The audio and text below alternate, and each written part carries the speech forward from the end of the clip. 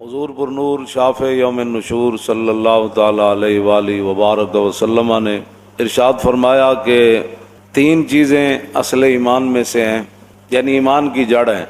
پہلی بات تو یہ ہے کہ حضور نے فرمایا کہ جتنا بھی کوئی گناہگار ہو، یہ لفظ اپنے ذہن میں رکھنا ہے، گناہگار ہو، سیاہ کار ہو، جتنا مرضی، حضور نے فرمایا کہ ہم اس کے گناہ کی وجہ سے اسے اسلام سے نہیں نکالیں گے۔ گناہ، باقی تو حضور کے بال مبارک کو کوئی بالڑی کہہ دے تو وہ بھی کافر ہو جاتا ہے۔ گناہ کی میں بات کر رہا ہوں۔ زندہ دار کور کرنے والے لوگ اپنی بچیوں کو، بڑے بڑے جرائم کرنے والے، ان کو بھی معافی مل گئی۔ حضور نے فرمایا کہ یہ حق کسی کو نہیں بنتا کہ کوئی مسلمان گناہ کرے تو اس گناہ کی وجہ سے کوئی اس کو کافر کہہ دے، گناہ کی وجہ سے۔ نمبر ایک، اس کا معنی یہ نہیں ہے کہ بندہ گناہ پر جری ہو جائے، ہاں گناہ ہی ہے، گناہ ہی ہے۔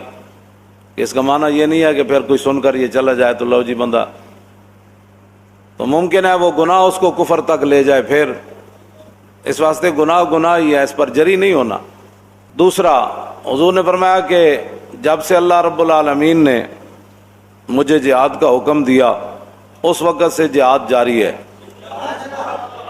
کسی عادل کا عدل اور کسی ظالم کا ظلم، دو باتیں، کسی عادل کا عدل اور کسی ظالم کا ظلم اس جہاد کو ختم نہیں کر سکے گا۔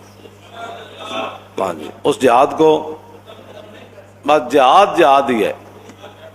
حضور نے فرمایا یہ جاری رہے گا اور یہاں تک کہ میرا آخری امتی دجال سے جہاد کرے گا، یہ جاری اور ساری ہے۔ اس کو کسی عادل کا عدل، کسی ظالم کا ظلم ختم نہیں کر سکے گا، یہ جاری اور ساری رہے گا۔ اور تیسری بات، والایمان بالاقدار، فرمایا تیسری بات جو ایمان کی جڑ ہے وہ یہ ہے کہ تقدیر پر ایمان رکھنا ہے۔ بس جو تقدیر ہے اس سے بندہ دائیں بائیں نہیں ہو سکتا، مگر کرنے سے بندہ تباہ اور برباد ہو جاتا ہے۔ بس یا اللہ جس کے بارے میں تو فیصلہ فرما دے اسے کوئی ٹال نہیں سکتا، اور جسے تو بچا لے اسے کوئی پھنسا نہیں سکتا۔ بس یہ تین چیزیں اصل ایمان میں سے ہیں، یہ اس سے دائیں بائیں فرار نہیں ہے۔ پچھلے جمعے سے گزشتہ جمعے میں نے یہ حدیث پاک بیان کی تھی کہ نبی علیہ الصلوۃ والسلام نے فرمایا کہ امت کی تباہی بربادی ہو جائے گی، ذلت چھا جائے گی۔ اب پوری امت مسلمہ پر ذلت چھائی ہوئی ہے، ہاں پوری ذلت۔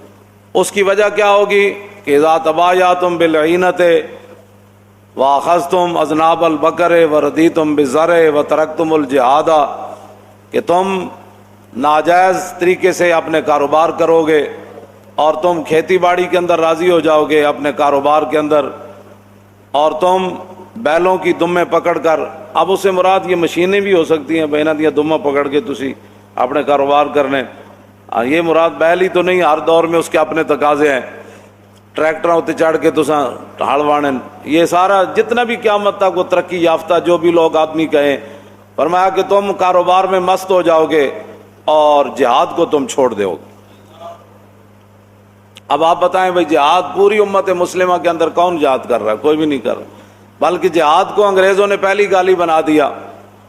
پہلے ضیاء الحق کے دور میں افغانستان سے مجاہد جو ہے وہ لائے گئے، ان کو امریکہ تک سیر کرائی گئی، پھر امریکہ کے ان کو مال دیا گیا، پھر وہ روس کے خلاف لڑے تو بڑے بڑے مجاہد، بڑے بڑے ان کو القابات دیے گئے کہ یہ تو جی اسلام کے بڑے ہیرو ہیں، انہوں نے بڑا کام کیا، بڑا یہ کیا، روس کو توڑ دیا۔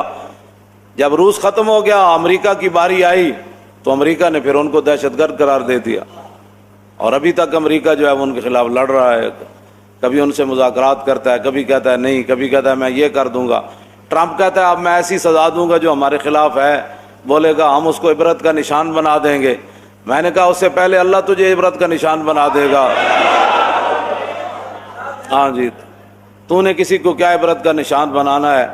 عبرت کا نشان تو وہ مالک ہی تجھے بنائے گا، تیری نسلوں کو بھی بنائے گا، تیری سلطنت کو ٹکڑے ٹکڑے فرما دے گا، اور تیرے اوپر اللہ اپنا عذاب نازل کرے گا، تیرے ساتھ جو کھڑے ہیں ان پر بھی اللہ عذاب نازل کرے گا۔ ہاں یہ تو اس کے اپنے فیصلے ہیں، اس نے کب تجھے تباہ اور برباد کرنا ہے۔ روس والے بھی کہتے تھے کہ ہم تو فضائیں جو ہیں وہ بھی چھان کر آ گئے ہیں، وہاں ہمیں اللہ نظر نہیں آیا۔ وہ اتنے مغرور تھے، وہ اللہ کا انکار کرتے تھے روس والے۔ وہ ان کا ایک صدر کا بیان آیا تھا، اس نے کہا ہم نے تو فضائیں بھی چھان ماری، جب وہ پورے بدماش تھا اس وقت کی میں بات کر رہا ہوں، بعد میں تو پھر وہ ذلیل ہوا۔ تو لیکن وہی روسی تھے جو فضاؤں کو تو چھان آئے تھے کہ ان کو وہاں رب کی قدرت نہ ملی، لیکن وہ جب بھوکے ہوئے تو کوڑا کرکٹ کے ڈھیروں سے وہ روزی کھا رہے تھے، تلاش کر رہے۔ ہاں وہ رب ہے، اس نے کب کسی کو ذلیل فرمانا ہے یہ تو اس کی اپنی شان ہے، لیکن امتحان تو مسلمانوں کا ہے کہ انہوں نے، یہ حضور نے فرمایا وَتَرَكْتُمُ الْجِهَادَ، کاروبار کے اندر مست، ناجائز کاروبار۔ آپ جانتے ہیں ناجائز کاروبار کیا ہے، ساری دنیا کو پتہ ہے ناجائز کاروبار کون کرتا ہے، ساری دنیا کو پتہ ہے وہ پیسے لوگ کیسے کماتے ہیں، کس انداز سے کماتے ہیں، نمبر 2 مال کیسے بیچتے ہیں اور لوگوں کو دھوکہ کیسے دیتے ہیں، ایک مال کا وعدہ کر کے 2 نمبر مال، ملاوٹ، یہ ساری چیزیں مسلمانوں کو پتہ ہے، سارا کچھ کر رہے ہیں۔ حضور نے فرمایا یہ تم کام جاری رکھو گے لیکن جہاد بھی تم چھوڑ دو گے، پھر کیا ہوگا؟ سلط اللہ علیکم ذلًا، پھر اللہ تمہارے اوپر ذلت مسلط فرما دے گا۔ پاکستان سے لے کر سعودی عرب سے لے کر ملیشیا سے لے کر انڈونیشیا سے لے کر اور چیچنیا سے لے کر بوسنیا سے لے کر فلسطین سے لے کر کشمیر تک، کشمیر سے افغانستان تک، پورے عالم اسلام میں ذلت چھائی ہوئی ہے۔ اللہ تعالیٰ نے آگے خود کیا فرمایا؟ ثم لا ينزعه، اللہ اس ذلت کو کبھی بھی ختم نہیں فرمائے گا، ختم اللہ نہیں فرمانی ہے۔ امریکہ کے قرضے سے پاکستان کی ذلت نہیں ختم ہونی، نہ پاکستان کے قرضے اتنے ہیں، نہ اس کی معیشت ٹھیک ہونی ہے، نہ امریکی بیڑے آئیں گے تو پاکستان جو ہے کشمیر پر اپنا بدلہ لینے کے لیے جائے گا۔ وہ 71 میں بھی بیڑا جو ہے وہ سمندر میں ہی کھڑا رہا اور مشرقی پاکستان سے جدا ہو گیا، اور 93,000 فوج جو ہے وہ قید ہو گئی، اور جو کچھ ہوا ساری دنیا کے سامنے ہے۔ تو فرمایا اس ذلت کو رب فرماتا ہے وہ رب نہیں ختم کرے گا، مخلوق کیا ختم کر سکتی ہے کسی کی ذلت کو؟ رب اس ذلت کو کبھی بھی ختم نہیں کرے گا، یہ اعلان ہے رب کا۔ حضور نے فرمایا، حضور نے اپنی زبان اقدس سے فرمایا کیسے ذلت ختم ہوگی؟ حتی ترجعوا الی دینکم، یہاں تک کہ تم اپنے دین کی طرف واپس آ جاؤ۔